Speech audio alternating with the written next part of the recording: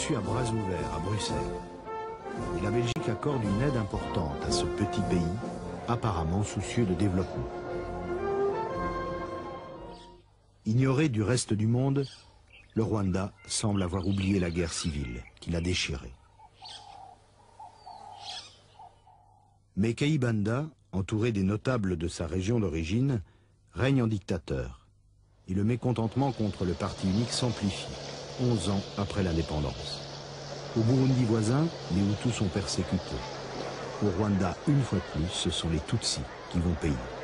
Ces milliers de gens, parqués devant un commissariat de police, ignorent la raison de leur arrestation. Mais pour beaucoup d'officiers, il n'y a aucun doute, ils ont reçu l'ordre de trier ces gens, de séparer les Hutus des Tutsis. Dans l'après-midi du 4 avril 1973, des centaines de Tutsis sont embarqués vers un camp improvisé au Bugesera où ils disparaîtront.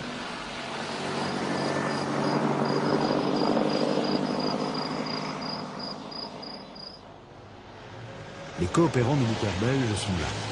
Ils sont intégrés à l'armée nationale rwandaise, où ils occupent des postes de commandement.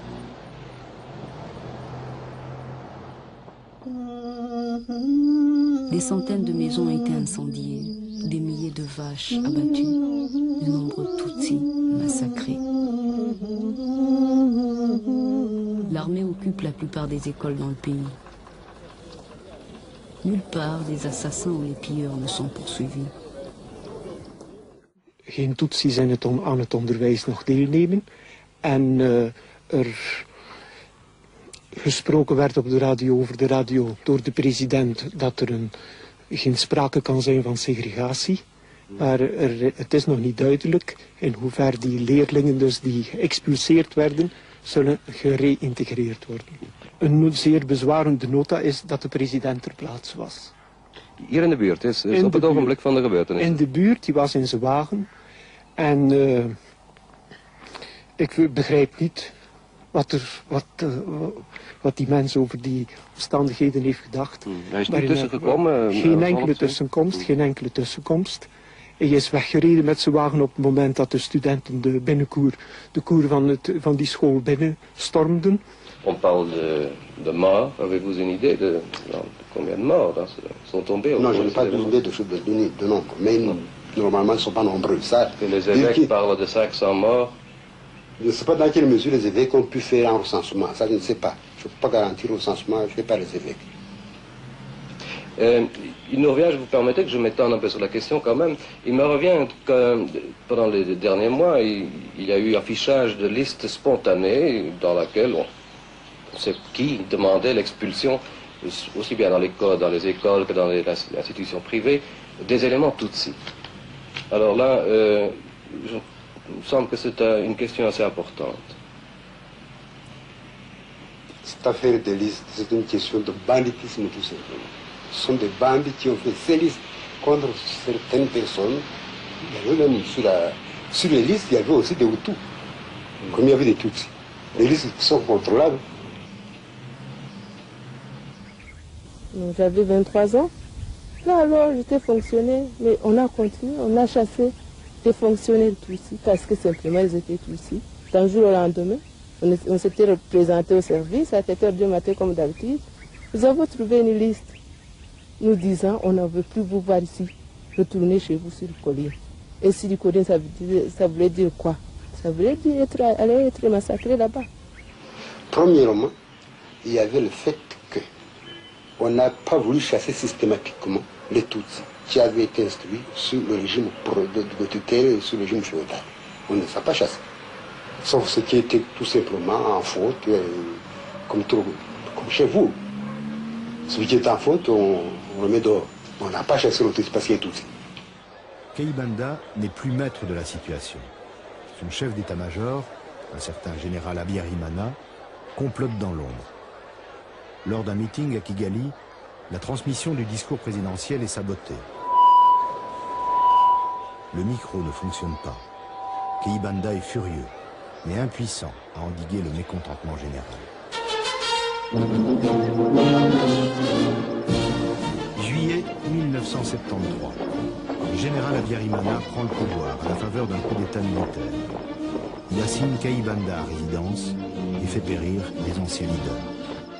C'est la Deuxième République. L'ordre règne à nouveau à Kigali, un ordre militaire.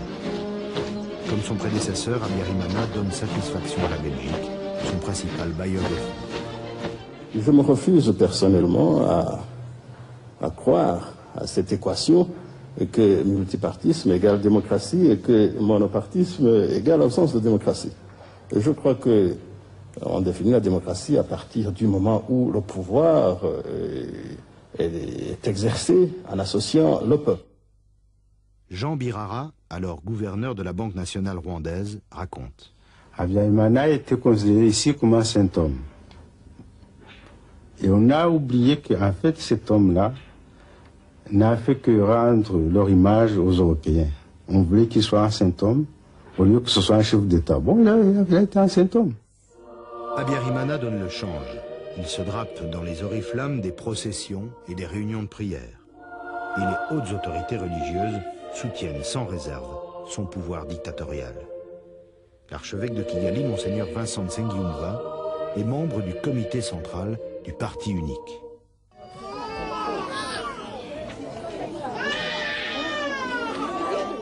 La misère s'étend sur les collines surpeuplées.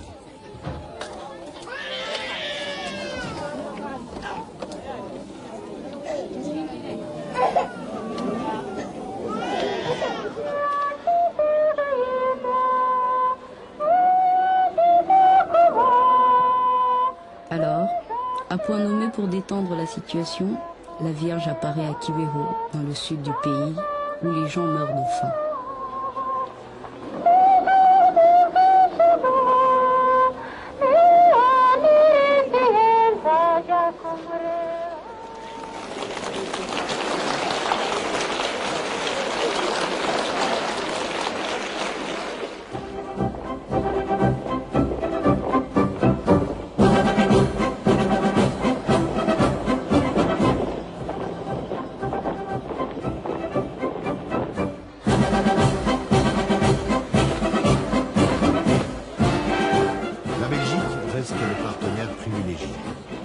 Le 1er juillet 1987, à Kigali, on célèbre joyeusement le 25e anniversaire de l'indépendance.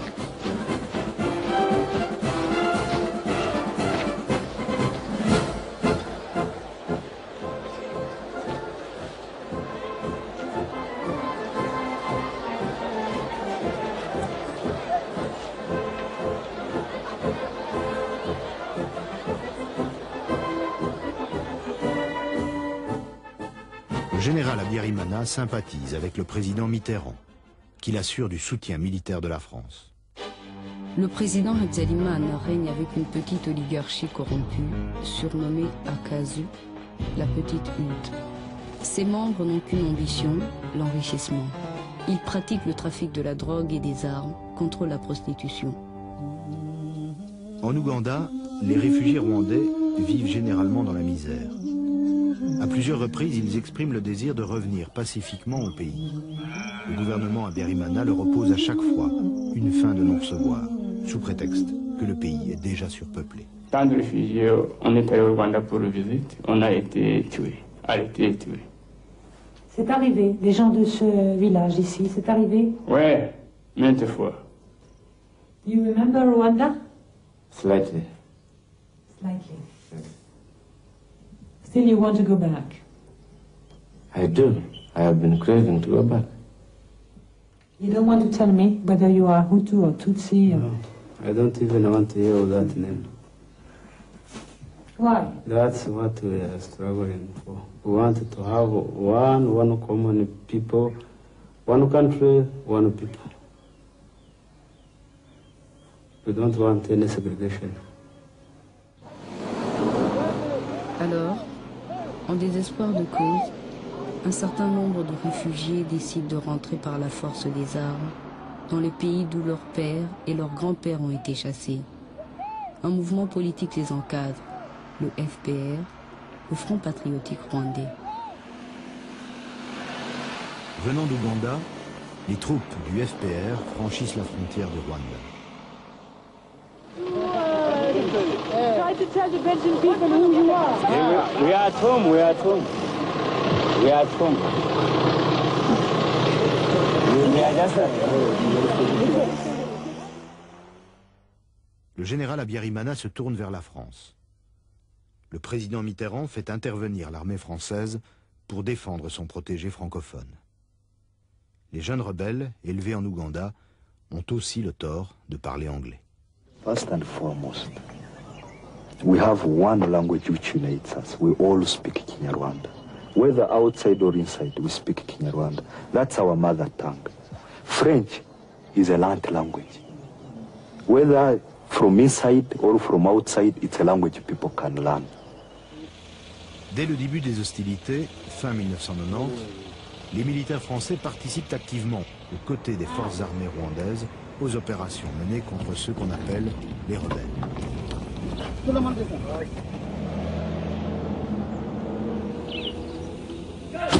Hey, il faut pas filmer, hein? Le président Habyarimana sollicite aussi l'assistance militaire de la Belgique. Le gouvernement belge hésite, recherche une solution négociée entre les diverses parties. Il envoie des paras pour rapatrier les ressortissants belges qui désirent quitter le Rwanda. Les arrestations arbitraires se multiplient à Kigali.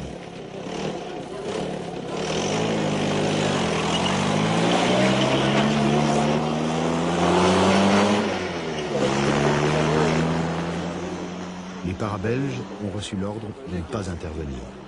Ils s'en tiennent strictement à leur mission. Ce qu'on appelle ici les rebelles, ce sont les opposants au régime et tous les Tutsis. À Kigali, plus de 10 000 d'entre eux sont rassemblés au stade. Vous-même, vous avez dénoncé des gens qui étaient suspects? Oui, celui qui est suspecté, il fallait les dénoncer direct. Et maintenant, où sont-ils, tous ces gens-là qu'on a arrêtés? Ah, on ne sait pas. Le gouvernement les a mis. Ils sont au stade? Ah, on ne sait pas. Au stade, ce sont peut-être ceux qui ont des vagabonds de quoi. C'est bien que la journée d'hier, les paysans aidaient les militaires à fouiller et à retrouver les criminels, quoi. Vous avez aidé vous-même les militaires? Oui, j'ai aidé, oui.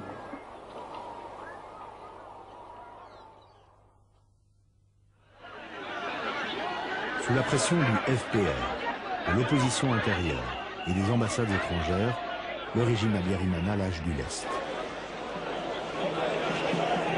Il reconnaît le multipartisme et concède une certaine liberté de presse.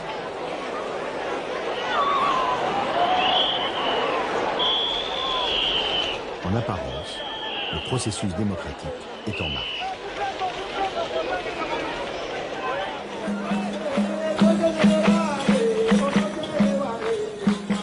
Mais la mort rôde partout. Les Interahamwe, les jeunesses paramilitaires, recrutés d'abord parmi les supporters des équipes de football, se font de plus en plus menaçants.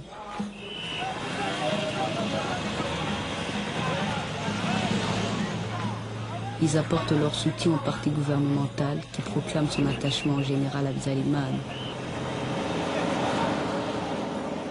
Ils massacrent les Tutsis avec jubilation dans plusieurs régions, à diverses reprises. Ils ne tuent pas aveuglément. Ils obéissent à un plan concerté, arrêté par les membres de la CASO, les proches du président. Un plan exécuté par les autorités locales.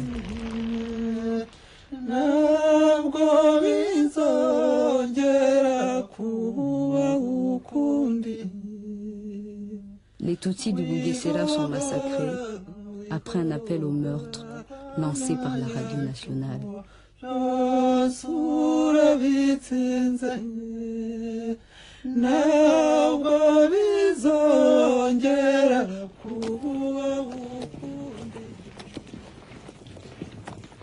Les opposants Hutus au régime Habyarimana sont aussi malmenés.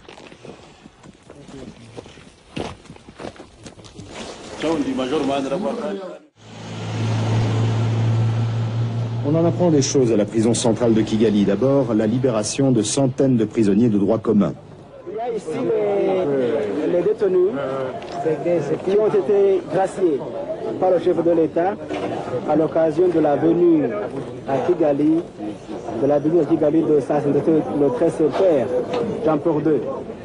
Voilà une grâce aux effets bien tardifs, mais qui permet de faire de la place aux milliers de suspects arrêtés depuis 2 semaines. Si c'est très mal fait, on a été battu. Il y en a beaucoup qui ont été battus. Et pourquoi on est innocent. Des raisons qu'on ne sait pas. Qu'est-ce qu'ils vous disaient? Ils nous disaient, vous êtes tous des rebelles. Les coudes par terre, la tête par terre, les pieds en l'air, n'importe comment, comme des bêtes. Moi j'ai eu cette chance, je n'ai pas été trop torturée. Les autres ont été torturés. Jusqu'à présent, on n'a rien dit. On n'a rien demandé. On n'a pas. Le président Habyarimana semble avoir accepté le partage du pouvoir avec l'opposition intérieure. Un nouveau gouvernement rwandais signe un accord de cessez-le-feu avec le FPR à Arusha, en Tanzanie. Bien entendu que les accords d'Arusha ont été négociés par le gouvernement rwandais. Et donc, je le soutiens et je les soutiens. Et je l'affirme parce que j'ai trouvé ici en Europe, d'après les questions qui m'ont été posées à Paris, d'après ce que vous venez de me poser, il y a comme un doute, comme si le président de la République ne soutenait pas peut-être ces accords. Et je voudrais lever totalement ce doute. Le président de la République soutient les accords de paix. Mais les massacres d'opposants et de Tutsis continuent. Le FPR déclenche alors une nouvelle offensive en février 1993.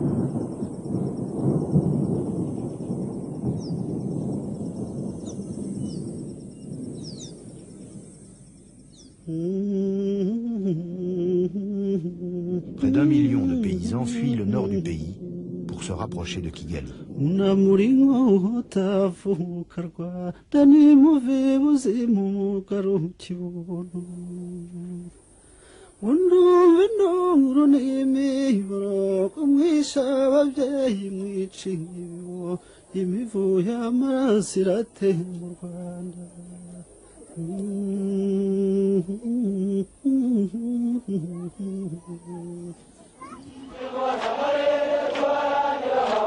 nouveau cessez-le-feu intervient en mars 1993.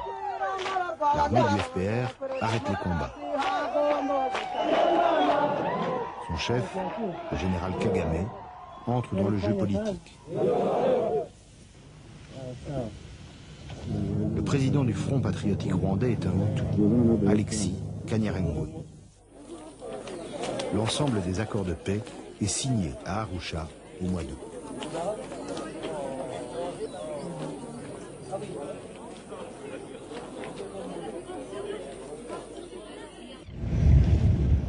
La mission des Nations Unies pour l'assistance au Rwanda se met en place. Nous sommes à quelques mois du grand massacre.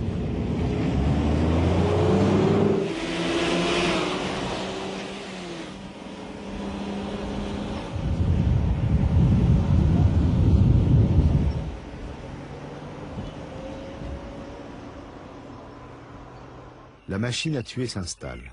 Dans chacune des 146 communes du Rwanda, de 200 à 300 hommes en armes sont prêts à entrer en action. 1 pour 10 familles environ. Les listes des suspects sont dressées. Il s'agit d'éliminer une fois pour toutes ceux que le pouvoir qualifie d'ennemis de l'intérieur, c'est-à-dire tous les meneurs des partis d'opposition et l'ensemble de la population tutsi.